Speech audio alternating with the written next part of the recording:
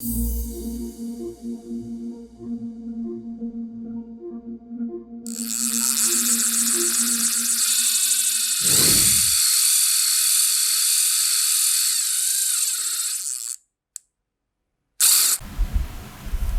what's up? It's Kit. Time for another video. Today we talk about the X-Rap Magnum Stick 17. So this is kind of like a first look of this lure.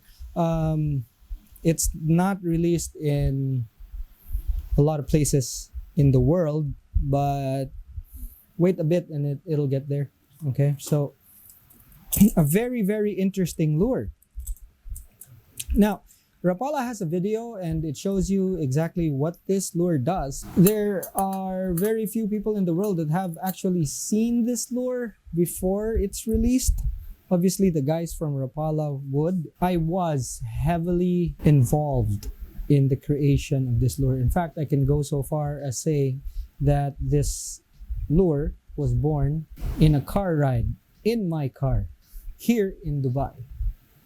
Okay, so I have a lot to do with this lure. So I'm just thinking like, hey, you know what? Since I was involved in the creation of this lure, I think I should actually make a video on how to use it so that when people actually get theirs, they would know. And if they search, they can see exactly what this lure does. A bit in depth, more than what the Rapala video actually shows. Because it's really more than that. The concept of this lure is actually kind of different from what normal sinking stick baits are. Okay, so it did say that it has the internal scalloping, although you can't really see it here. I have a very good example here, and you can see the internal scalloping. You can see it there. Okay, now normally you'd get something like this that's just straight, but you can see comparing it with this one, it has the internal scalloping. Now, why is it important? The thing is, it throws a lot of light when it's rolling. Okay, as you can see there, it reflects light in a lot more directions than with just a normal mirror finish inside. So that's the whole idea of the scalloping. Now, this lure rolls, does an S-shaped swimming action, and if you twitch it, it makes a very wide, pronounced S-shaped action.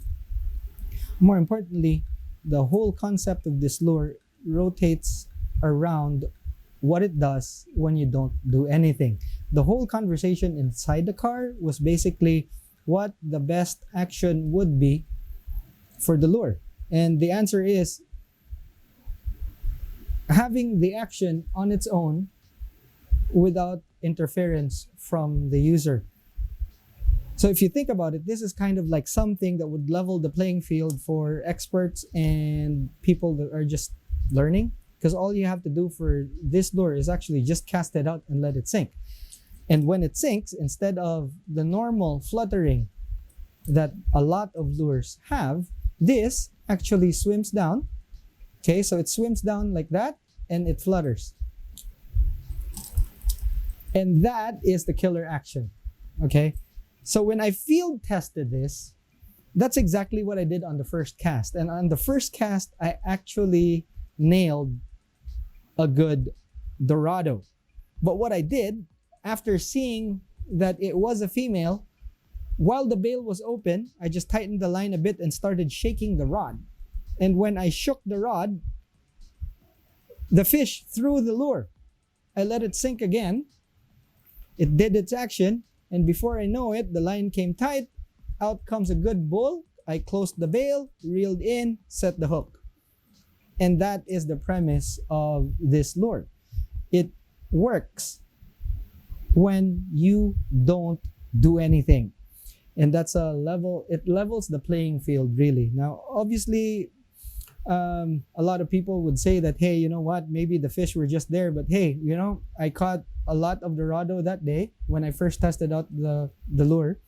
This was in early or mid 2019. So imagine this is 2021, and that's how long it takes to release one of these. So cast it out, did that several times, and because that is the primary action of this lure. Remember, as soon as you cast it out, you don't reel it in. As soon as you cast it out, you let it sink. Okay? Now, a word about that sinking action, which is very, very important. Okay? So in the video, you'll see that they tied the leader straight to the nose. And that's fine.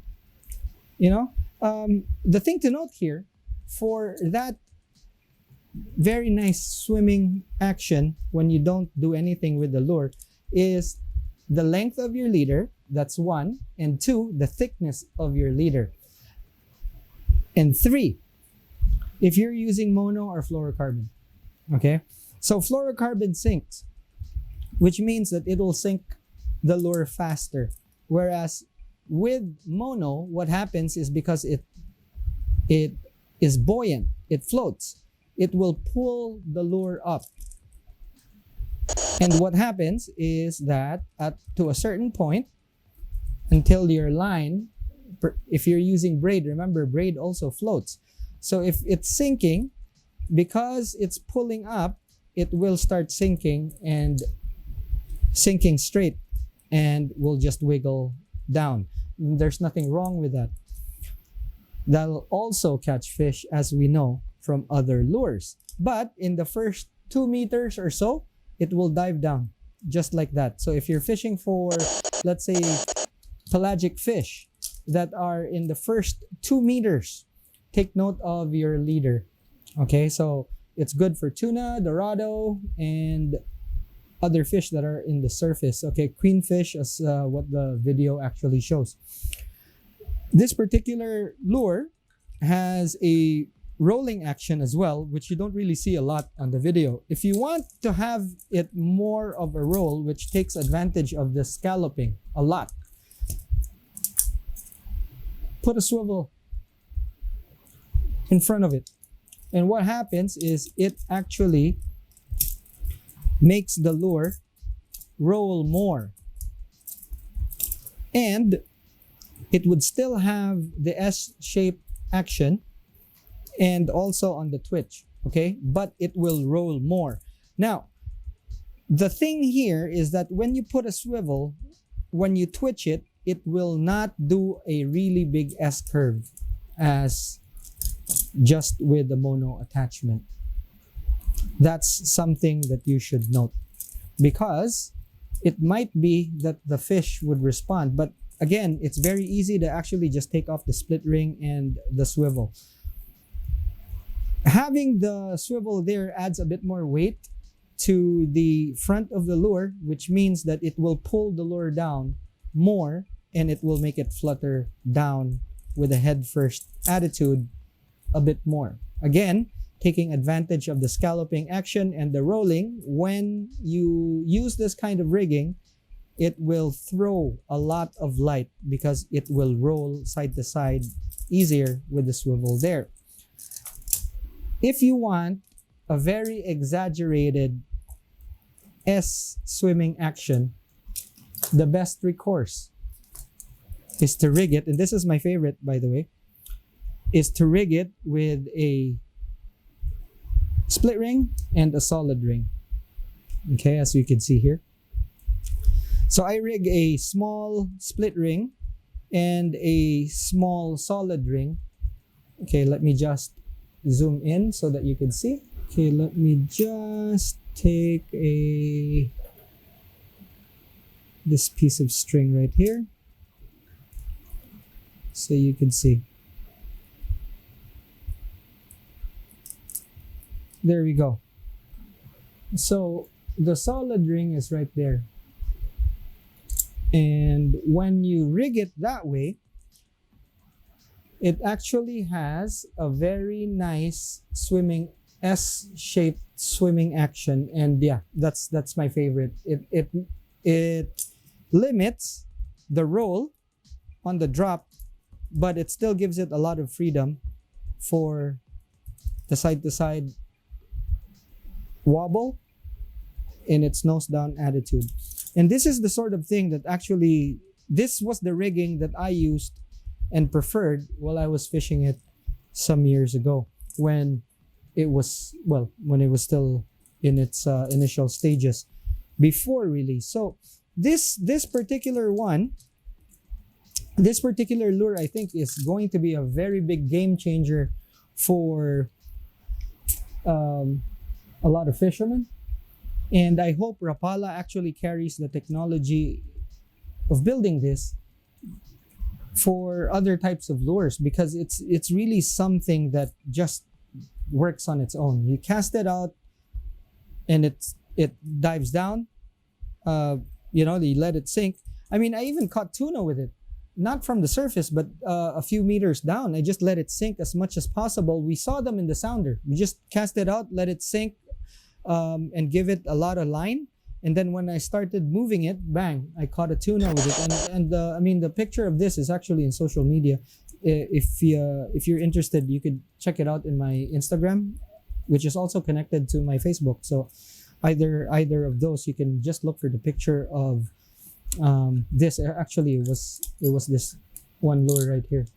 So yeah, I mean, finish. As far as the finish is concerned, it's exactly what you would expect from Rapala. With the X-Rap range, you can see that it's just really well made. Okay, so it has wings here on the side, and the wings actually do two things. It's to make this part really rigid, and also because it gives it a girth right here, you can see. So it makes this area really strong for the connections here at the back. It's through wired, of course, but putting it there makes this part of the lure even more solid, so the wire won't pop out or actually break the back. So you can see such a big difference in taper on the way here to the back. So it's placed there to make the lure stronger. That's one. Two, when you're casting out, the wing also prevents the lure from tumbling because it'll stop it because of the drag.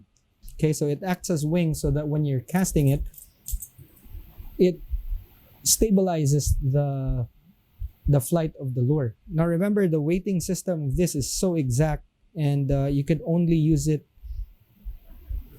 in pretty much plastic. You can't really make wood do the same thing, and it won't be as consistent if you manage to make one, because the density of wood is just so difficult to work with. It varies from tree to tree. Even if you use the same plank of wood from the same tree, there's a huge variance. So plastic is the only way to go for these.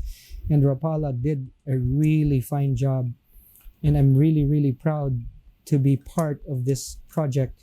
So yeah, very, very pleased and happy. These two are souvenirs. I'm very, very happy, and I am so proud to be part of this project.